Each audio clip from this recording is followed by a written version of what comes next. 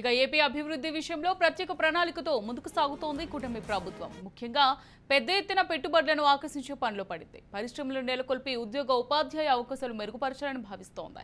కొత్త పరిశ్రమల ఏర్పాటు, ఉన్న పరిశ్రమల విస్తరణకు ఉన్న సాధ్యాసాధ్యాలను పరిశీలిస్తోంది. కూటమి ప్రభుత్వం అధికారంలోకి వచ్చి 75 రోజులవుతోంది. ఇప్పటికే పెట్టుబడులకు సంబంధించి ప్రత్యేక ప్రణాళిక రూపొందించింది. 2014 నుంచి 2019 మధ్య పరిశ్రమల స్థాపనకు అనుకూలమైన వాతావరణం ఏర్పడింది. అప్పట్లో చాలా పరిశ్రమలు కూడా ఏపీలో పెట్టుబడి పెట్టేందుకు ముందుకొచ్చాయి. ఇప్పటికే కొన్ని సంస్థలు కార్యకలాపాలు ప్రారంభించాయి. మరికొన్ని ప్రారంభించేందుకు సిద్ధంగా ఉన్నాయి. ఈ తరుణంలో చంద్రబాబు సర్కార్ నూతన పారిశ్రామిక విధానాన్ని మరింత సరళతరం చేసేందుకు ప్రయత్నిస్తోంది. ముఖ్యంగా ప్రభుత్వంపై భారం పడకుండా పరిశ్రమల ఏర్పాటుకు మార్గం సుగమం చేయాలని, అందుకు అనుగుణంగా కొత్త పారిశ్రామిక పాలసీని ప్రకటించాలని భావిస్తోంది.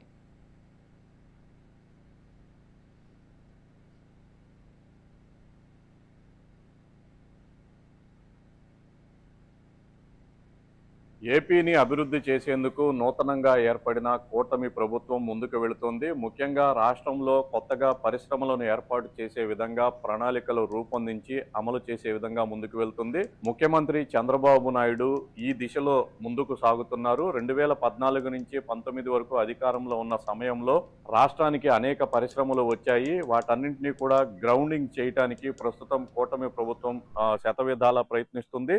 ఇప్పటికే చాలా పరిశ్రమలు నెలకొల్పారు. మరిన్ని పరిశ్రమలు నెలకొల్పేందుకు చర్యలు తీసుకుంటున్నారు. ముఖ్యంగా ఉపాధి కల్పించడం పైన ఎక్కువగా దృష్టి సారించారు. ఉద్యోగ ఉపాధులను కల్పించడం ద్వారా నిరుద్యోగులకు మేలు చేయాలనే విధంగా ప్రభుత్వం ఆలోచించి ఆ విధంగా ముందుకు వెళ్తుంది. ఇందుకోసం నూతన పారిశ్రామిక విధానాన్ని కూడా అమల్లోకి తీసుకురావాలని భావిస్తుంది. దీనికి సంబంధించి కసరత్తు కూడా జరుగుతుంది. ముఖ్యంగా ఈ విధానంలో పరిశ్రమలకు అనుకూలంగా అనేక నిర్ణయాలు తీసుకునే అవకాశం ఉంది. ప్రభుత్వం పైన ఎటువంటి అదనపు భారం పడకుండా పరిశ్రమలకు స్థాపనకు అవసరమైన వసతులను కల్పించడం పైనే ప్రత్యేకంగా దృష్టి సారించింది. ఇందుకోసం ప్రత్యేక టీమును కూడా ఏర్పాటు చేయాలని నిర్ణయించింది. రాష్ట్ర ప్రభుత్వం అనుకున్నట్లుగా జరిగితే వచ్చే సంవత్సరాల్లో విపరీతంగా ఉపాధి అవకాశాలు పెరుగుతాయనటంలో ఎటువంటి సందేహం లేదు. మరోవైపు ఈ నూతన పారిశ్రామిక విధానం ప్రకటించిన తర్వాత పరిశ్రమలకు సంబంధించి డెడికేటెడ్ గా ఒక టీమును ఏర్పాటు చేసి పరిశ్రమలు నెలకొల్పడానికి ఎటువంటి ఇబ్బందికరంగా లేకుండా చర్యలు తీసుకోవాలని రాష్ట్ర ప్రభుత్వం భావిస్తుంది. ఇందుకోసం కూటమి ప్రభుత్వం పూర్తి స్థాయిలో కూడా చర్యలను చేపట్టింది. ముఖ్యంగా ఉపాధి అవకాశాలపైనే ప్రభుత్వం ఎక్కువగా దృష్టి సారించింది. ఈ ఉపాధిని పెంపొందించడం ద్వారా నిరుద్యోగులకు మేలు చేయాలనే తలంపు అయితే కూటమి ప్రభుత్వంలో స్పష్టంగా కనిపిస్తుంది. ఇప్పటికే కేంద్ర ప్రభుత్వానికి సంబంధించి పలు పరిశ్రమలు వినియోగంలోకి వచ్చాయి. ఈ పరిశ్రమలే కాకుండా కొత్తగా మరికొన్ని పరిశ్రమలను తీసుకురావాలనే ఆలోచనలో కూడా ప్రభుత్వం ప్రయత్నాలు చేస్తుంది. ఇందుకు సంబంధించి ఇప్పటికే చంద్రబాబు నాయుడు అనేక సమావేశాలను ఏర్పాటు చేశారు. బడా పారిశ్రామికవేత్తలతో సమావేశమయ్యారు.